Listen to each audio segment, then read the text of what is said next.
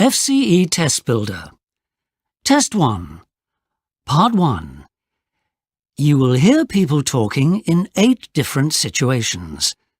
For questions 1 to 8, choose the best answer A, B or C. 1. You hear a woman on the radio talking about a politician. What is her opinion of the politician? A. He can be trusted. B. He keeps changing his mind. C. He is not like other politicians. Well, I read about that speech he gave yesterday about the state of the country, and I thought he had a point. I was quite surprised to find that I agreed with a lot of what he was saying, because I haven't been very impressed by him in the past. But they're all the same, really, aren't they? They just say what they think people want to hear. He'll probably be saying something different in a few weeks, if that seems like the right thing to do. It's hard to know what he'd really do if people voted for him, because he seems to have a different opinion every time he makes a speech. 2. You hear a woman talking about a song. What does she say about the song? A. The performer didn't write it. B. It has been recorded by lots of other performers.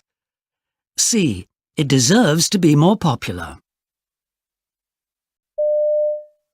Oh, I really like that song.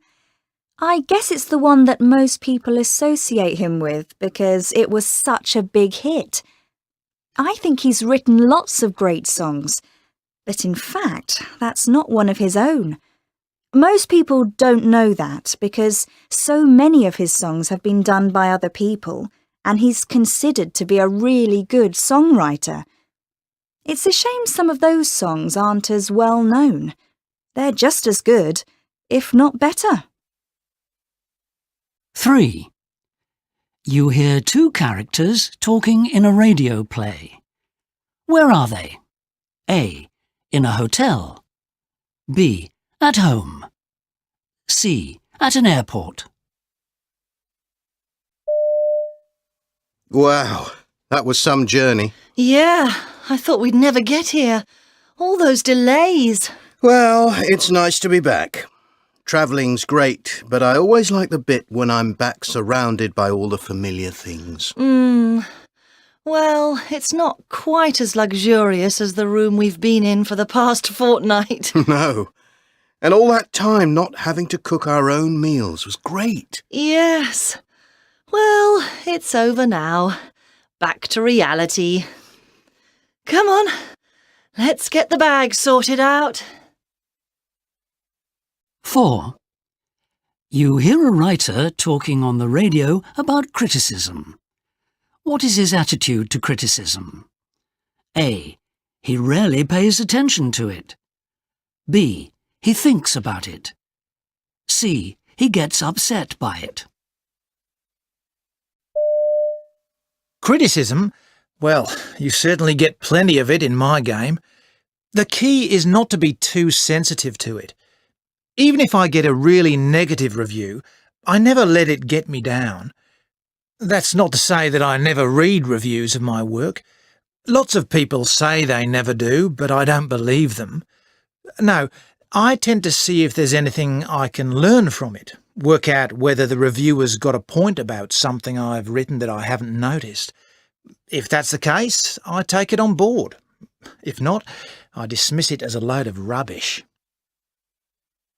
5. You hear someone talking about learning to play a musical instrument. What is her main point? A. Everyone should learn an instrument. B. Some instruments are harder to learn than others. C. She wishes she could play an instrument. Yes, when I see people playing really well, it fills me with envy. It must be fantastic to be able to do that. I had a few piano lessons years ago, but I couldn't get anywhere with it, so I just gave up. And I tried learning the guitar too. I thought that might be easier. But in fact, the opposite was true. and I was even worse at that. It's a shame. These days there are so many chances to learn, so many books on the market, and so many teachers offering lessons. But I guess it's just not for me. It's a real regret, though, because I look at other people and think, if only I'd kept having those lessons, I might be able to play like that. 6. You hear two people talking about a reality TV program. What do the two speakers agree about? A. There are too many programs of that kind. B. It won't be as good as other programs of that kind. C. It will be very popular.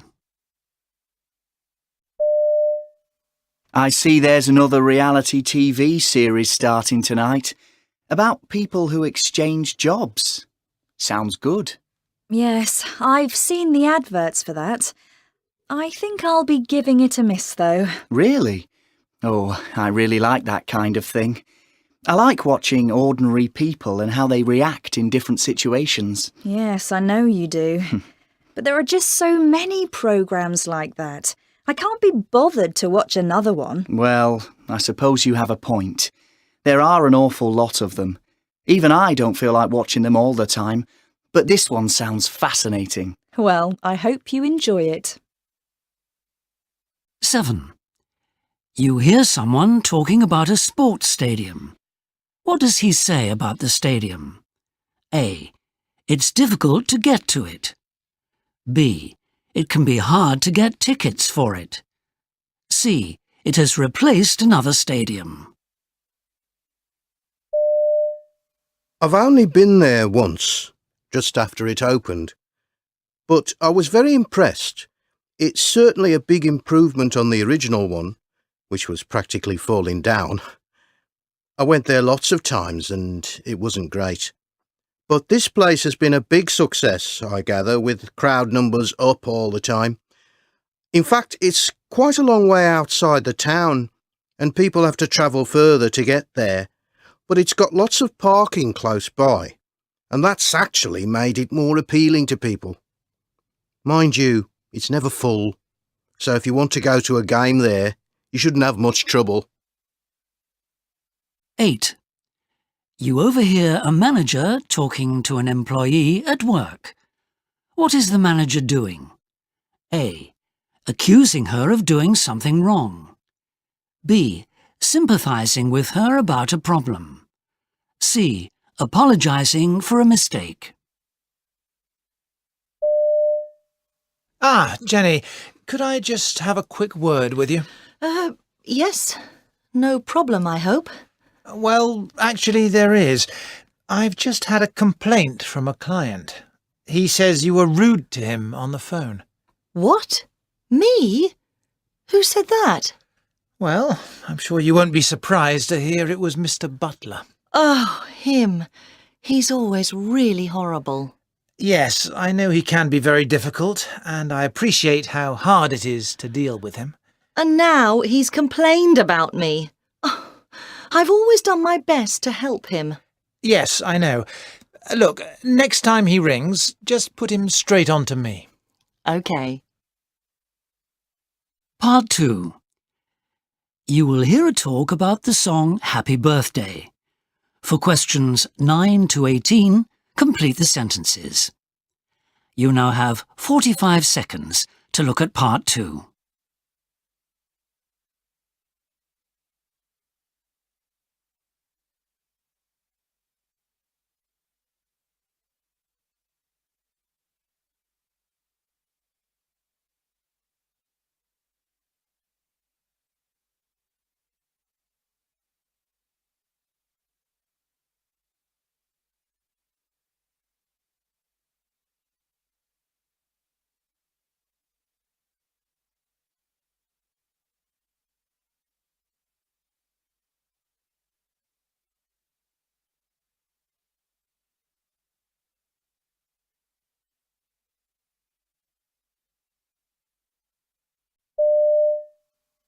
Happy Birthday had its origins in 1893, when Mildred Hill, a kindergarten teacher in Louisville, Kentucky, put together a simple little tune.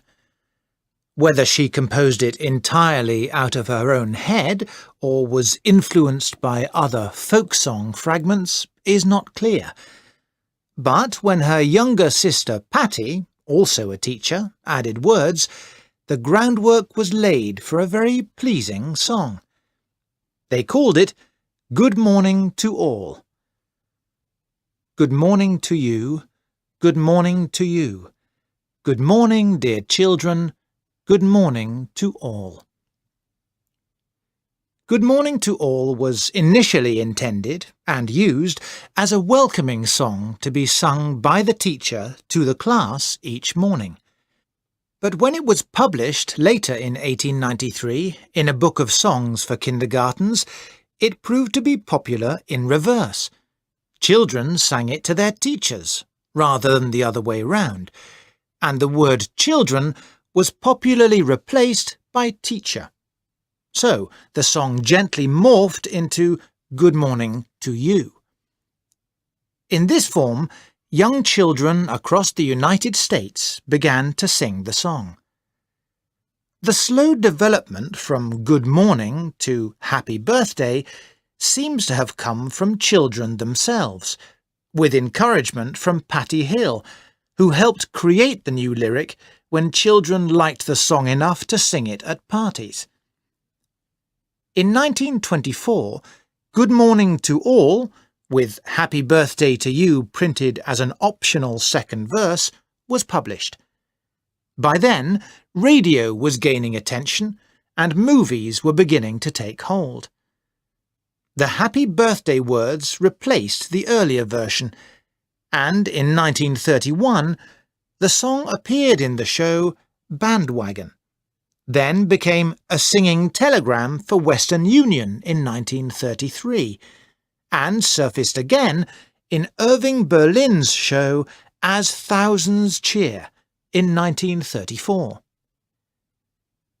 The third Hill sister, Jessica, believing that Patty and Mildred should have the credit for the now very popular song, and some profit from it, went into battle.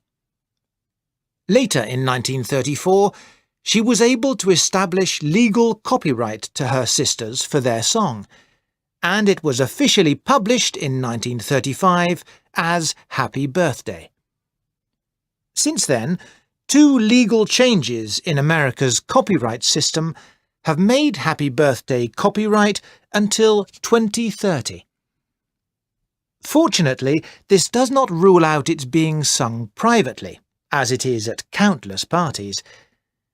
It has been named in the Guinness Book of Records as one of the 3 most sung songs in the English language, along with For He's a Jolly Good Fellow and Auld Lang Syne.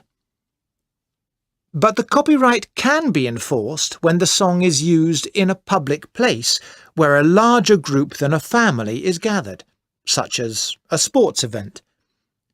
Royalties must be paid if the song is ever part of a profit-making enterprise, such as a television show, a commercial stage performance or movie, or is built into toys, music boxes, watches, mobile phones, and singing birthday cards.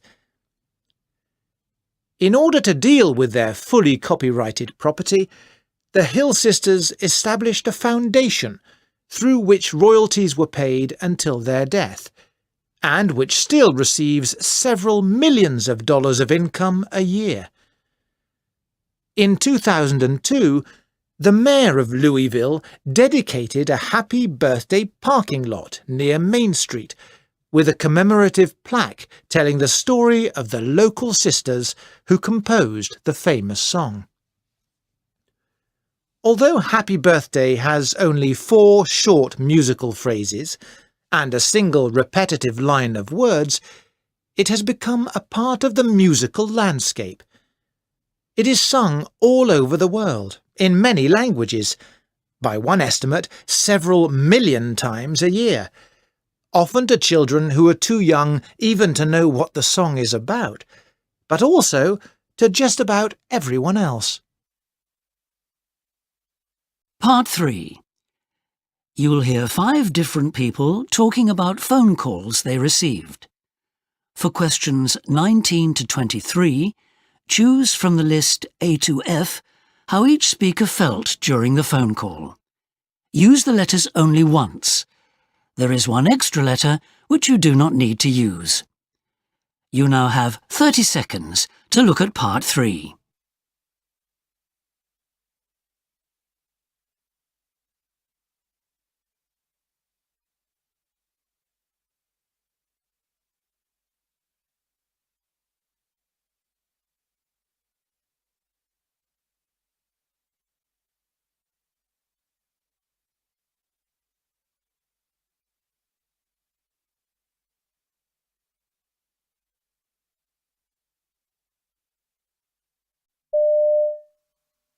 Speaker 1. I had a phone call at work today from a customer who was very angry and wanted to make a complaint. She was going on and on at me about how bad the service from us was. She was really shouting. Well, I stayed calm and was as friendly as I could be because I felt that she had a point. I didn't blame her for being so angry. I would have felt the same in her position. We really had treated her badly. It's a shame because she's always been a good customer of ours. Speaker 2. A friend of mine rang me last night and she was clearly very upset about something. She was accusing me of saying terrible things about her to other people, but I really didn't know where she got that idea from. Nothing she was saying made any sense to me. I kept asking her where she'd got that information from, but I didn't get any clear answers. I knew I hadn't said any of these things, so I didn't feel any need to defend myself. But I didn't know what to say because I didn't have a clue what she was talking about. Speaker 3. My cousin phoned a couple of days ago to tell me that he'd had to cancel a family party he'd organised because a lot of people had said they couldn't make it. It's a pity, because I was really looking forward to getting together with everyone, especially the ones I haven't seen for a while. I know some people don't like family events, but I'm not one of those. Anyway, he says he'll try to organise it again at a later date, so hopefully it'll take place at some point. Speaker 4. I had a phone call last night from someone in my class at college. We had a huge argument yesterday about something that really didn't matter, and I thought she was going to be really angry with me. I'd said some really horrible things to her, and I assumed that she'd fallen out with me and would never speak to me again. But it turned out I was wrong about that. In fact, she'd phoned to apologise to me. She said the whole thing was her fault and she didn't want to fall out with me. I was really pleased because I didn't want to lose her as a friend. Speaker 5. A colleague at work called me at home last night to talk about some problem in the office. He wanted to see if I had any ideas about how to solve the problem. It wasn't really convenient to talk at that time. I was just in the middle of eating. And anyway, I don't want to discuss work when I'm at home. So I was pretty fed up that he'd phoned, and I tried to make the call as short as possible. I told him I'd think about it and speak to him at work. I hope I wasn't too rude, and he's a nice person, but I just wanted to get rid of him, really. Part 4. You'll hear an interview with an American actress who recently made a film in Britain. For questions 24 to 30, choose the best answer, A, B or C. You now have 1 minute to look at Part 4.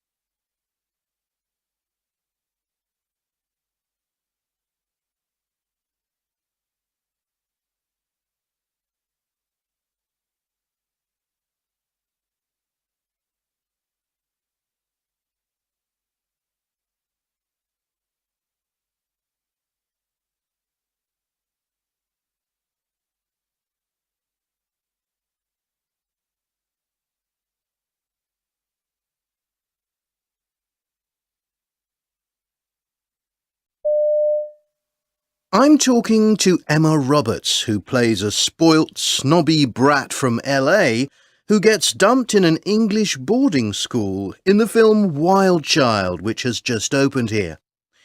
Emma, what did you think Britain would be like before you came here? Did you think, like your character, Poppy, that it'd be rainy and cold? I was so excited. I love England. I don't mind the rain because I'm from LA and it's never really rainy. I got myself a really cute pair of rain boots and a rain jacket. I love the weather and I love the people. You became great friends with your roommates in the movie. How did you all get on when the cameras were turned off? We became really good friends and really close. I think that shows on screen a lot. You can't fake that. We had so much fun together. I loved making the movie. It's been a year since the movie finished filming, and we still hang out. I'm probably going to see a few of them while I'm here. What did you do when you weren't filming? We would go shopping together. They showed me around London a little bit. When we were on location, we would all be staying in the same hotel. It was just really good fun getting to know everyone. It was great. Can you do an English accent? Not really. Well, I can, but I get embarrassed when people ask me to do it. I can do a London accent, but I can't do any other accent. They're so difficult. I think Wales has the hardest accent to do. Juno Temple, who's in the film, comes to LA a lot, so I see her a lot. I wish I could have her accent. It's so cute. I can't do a Scottish accent either. How did you get on with the British cast and crew? Really well. We all had so much fun together. They made fun of me because of my accent. I guess I have an accent. Do I have an accent? You definitely sound American. I do? That's what everyone says, that I really sound American. But you are American. I am, so I should sound like one. Anyway, we got on really well and hung out on the set. How do you think you would cope if you were sent to a boarding school in another country? I think that would be such fun. I've always wanted to go to boarding school, just to see if the books and the movies are right about it. I would love to go to boarding school in England. In one scene in the movie, you had to dance on your own in the middle of the room. How was that? Oh, embarrassing. It was really intimidating. I felt so dumb. I had fun with it, but I was embarrassed because it's fun to dance, but only with your friends. We did a lot of takes, so I had to keep doing it too. It's not a popular thing among girls my age in LA. I think it turned out okay. They edited it well. What advice would you give to young people who might want to be a movie star? I would just say, no, it's a lot of hard work. It's not just showing up and looking good. It's very difficult. You have to have tough skin so that you don't get knocked down by criticism. You have to understand that not everyone is going to like you. You just have to do your job and do your best and hope that people enjoy it. But if they don't, you can't let it wreck your life. Emma, thanks for talking to me. Pleasure. Fce Testbuilder 2. Test 2. Part 1. You will hear people talking in 8 different situations. For questions 1 to 8, choose the best answer, A, B or C. 1. You overhear 2 people talking about a disagreement. What feeling does the woman express? A. Willingness to discuss the matter again. B. Regret at what she said. C. Annoyance at what happened. So, I gather you had an enormous argument with Nick. Yes, he was really angry with me, and he started shouting and I started shouting back at him. And now you're not speaking to each other. Well, he's not speaking to me, but I'm sure we could reach an agreement if we both calmed down. So, are you going to tell him he was right? Certainly not, because I was right. But you haven't fallen out with him. No, these things happen, don't they? Even with the best of friends, I'm sure we'll sort it out. 2. You hear a football supporter talking about a player. What is his opinion of the player? A. He's getting better. B. He's not as good as he was. C. He's never been very good. He's never been one of my favourite players, I must admit, but he does try hard. You certainly can't say that he doesn't put the maximum effort in. But I don't think he's ever had what it takes at this level. I mean, when we first bought him, everyone was expecting him to be a real star, but he was really rubbish at first, wasn't he? And things haven't got any better since then, have they? I keep expecting him to improve, but it just doesn't happen. To be honest, I can't understand why they keep putting him in the team. 3. You overhear a college administrator talking on the phone about a lesson. What does she tell the caller? A. The cost of one lesson will be refunded. B. The lesson will happen at a later date. C. A different teacher will take the lesson. Yes, that's right. I'm afraid we've had to cancel tomorrow's lesson. Your teacher is ill and we haven't been able to find a replacement. We have got someone who's taught on the course before, but unfortunately she's not available at such short notice. So what we're going to do is arrange for that lesson to be in the final week of the course. That's right. You'll have 2 lessons that week to make up for missing this week's. So we're guaranteeing the full number of lessons, rather than offering money back for this one. You'll get everything you've paid for. 4. You hear a man talking about a company. Who is the speaker? A. A manager at the company. B. A business journalist. C. A worker at the company. Yes, the company's certainly been a success story, and there's been quite a lot about it in the media recently. Huge profits, enormous growth and all that. The fact is, it's all about good management. The place has got a really good culture, and that starts from the top down. I've been in places where you're taking orders from someone who hasn't got a clue what to do, and who clearly shouldn't be running anything. But that's not the case here. Some of the managers started at the bottom here and worked their way up, and I'm hoping to do that myself. It's made clear to all of us that it's possible to do that here. 5. You hear a man and a woman discussing a social arrangement. What is the woman's purpose? A. To find out information. B. To change the arrangement. C. To avoid going. Now, this get-together we're having on Friday, it's at the Club Mango, isn't it? Yes, that's right. Why, have you got a problem with that? It's not my favourite place. Couldn't we think of somewhere better? Well, the others seem to be happy enough with it. Well, the trouble is, it's so noisy there you can't really have any sort of conversation. And surely that's the point of us all getting together.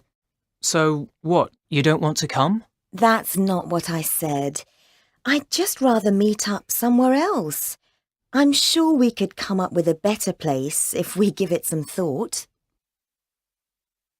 6. You hear someone on the radio talking about recycling. What is the speaker's main topic? A. Problems associated with recycling. B. Why recycling is necessary. C. The amount of recycling that is happening.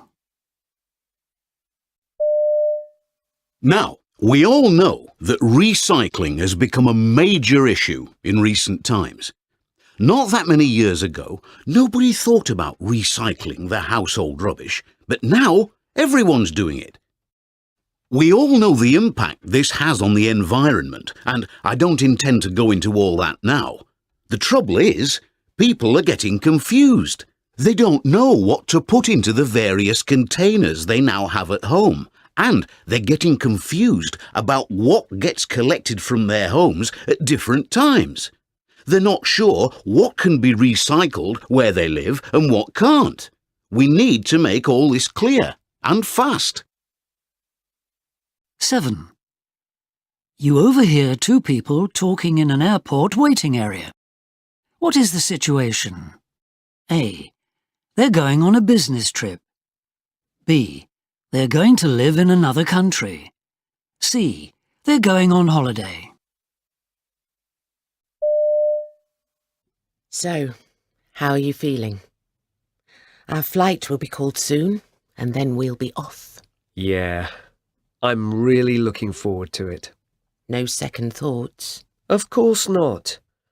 We've spent so long thinking about it, but we know it's the right decision. Yes, and it's not as if we don't know anything about the place. I'm sure we'll settle in really quickly. Yes. A fresh start. I can't wait. I'm even looking forward to starting work. Yes, me too. And we've got time to relax a bit and have a good look round in our new surroundings before we have to go into the office. Oh, look. Our flight's up on the screen. 8. You hear a man talking about a phone call. What does he say about the call? A. It took longer than it should have taken. B. He was told something surprising during it. C. He had not expected the call. Yes, sorry about that. It was one of my friends. He had something he needed to discuss with me. Anything serious? No, just a lot of gossip, really. I thought he might call because there was a bit of a problem at work today, and he wanted to see what I thought about it. Uh-huh. Well, actually, there wasn't a great deal to say. Nothing very important happened, but my friend always gets very worked up about these little things and goes on and on about them. I kept telling him not to worry about it, but he just wouldn't listen. So we just said the same things over and over again. Part 2. You'll hear an interview with someone who works in a museum in London. For questions 9 to 18, complete the sentences. You now have 45 seconds to look at Part 2.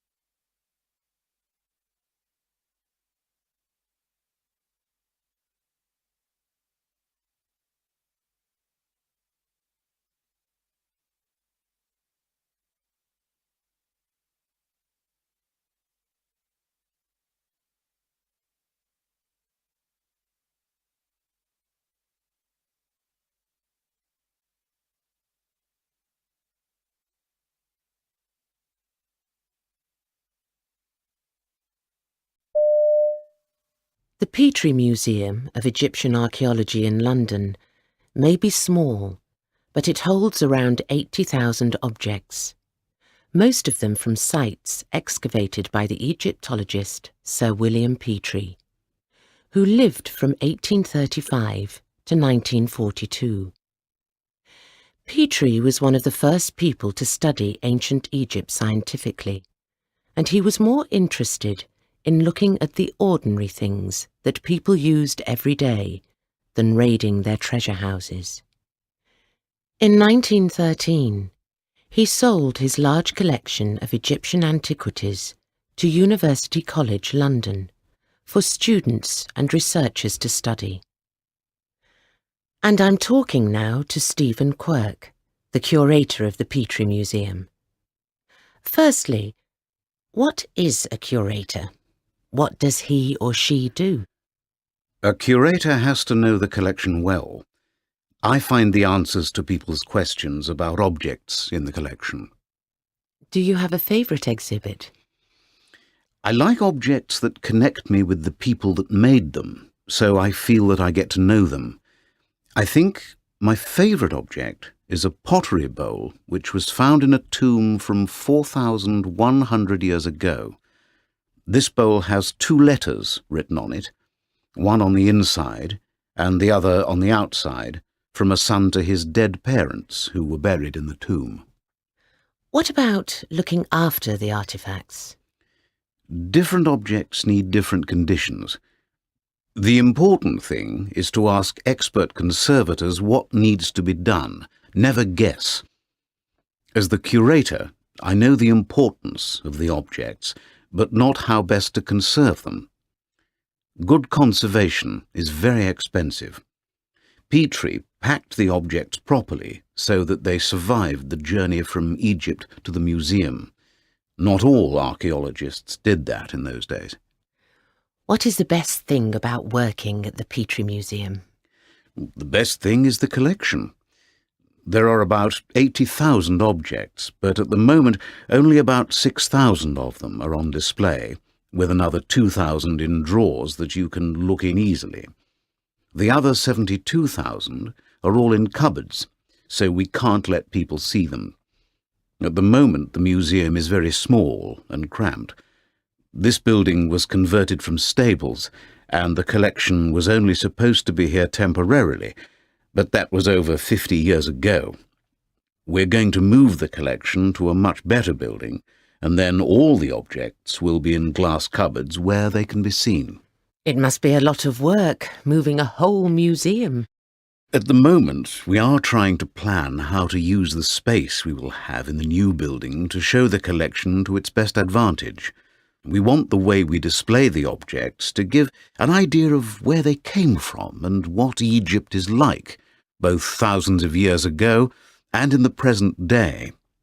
We will also have a small section for Petrie himself and his work, and you will be able to see all the objects that are just in store at the moment. How will you explain everything to the museum visitors? I don't like information labels. You see people going round museums or art galleries reading the labels and not looking at the objects. It's better to use big graphic panels showing timelines and how the objects appeared in life. It's very important to talk to lots of different people about what should be on the panels, and we are talking to as many people as possible about all our plans for the move. Do you think Petrie would approve of moving his collection? Petrie said that his collection was for students and researchers and was useless for display. This is because there aren't big flashy objects in this collection. I disagree with him completely. Thank you very much, Stephen Quirk. Part 3. You'll hear 5 different people talking about trips they went on. For questions 19 to 23, choose from the list A to F what each person says about their trip. Use the letters only once. There is one extra letter which you do not need to use. You now have 30 seconds to look at Part 3.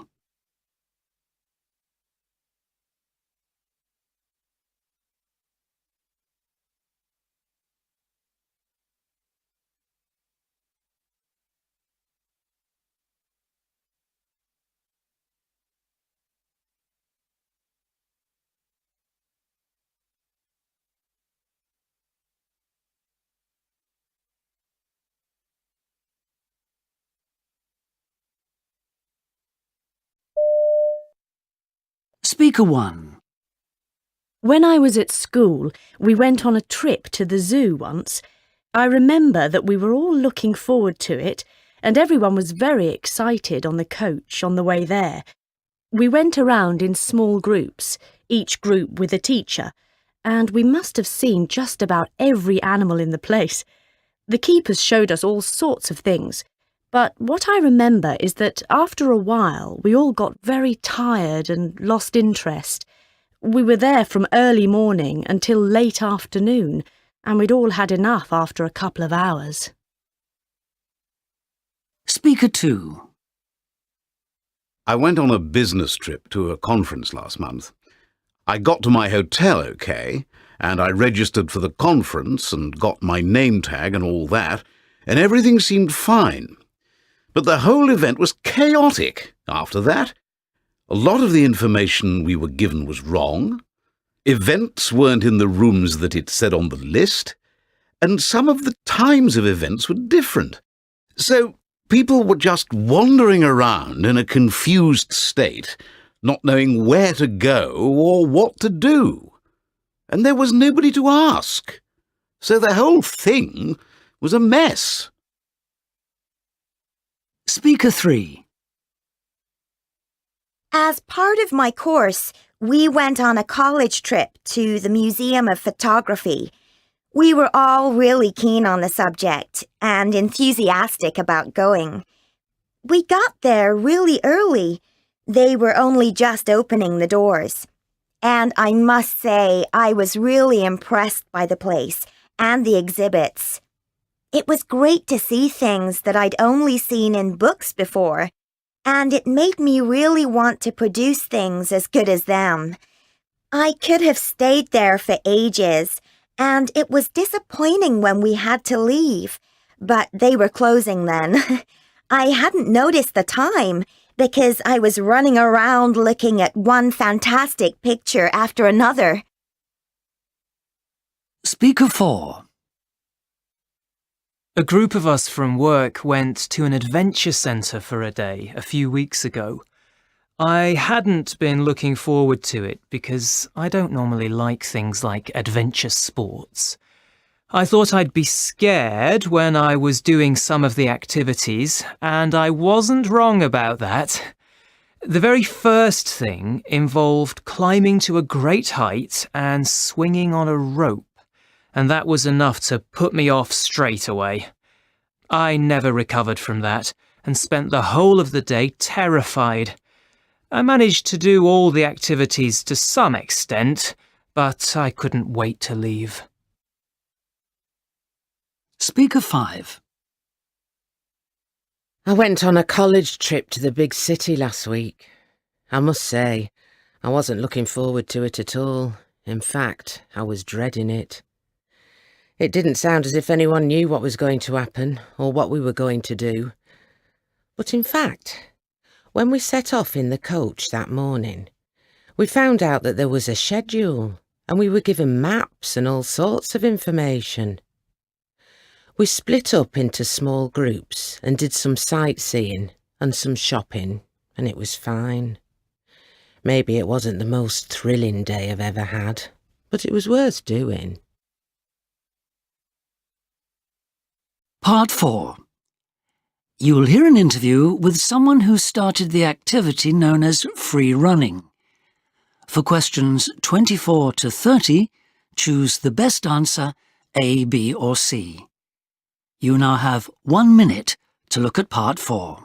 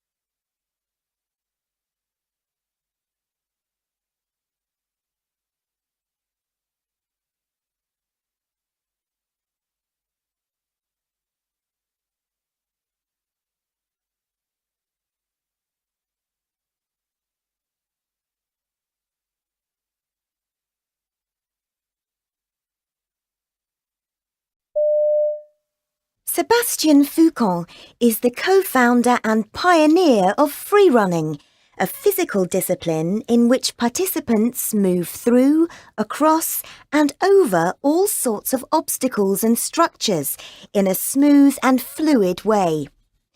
People do freerunning in gyms, in the street and on buildings. He's appeared in movies and TV documentaries, performing spectacular movements. Sébastien, you routinely jump across rooftops to get from A to B. Why exactly?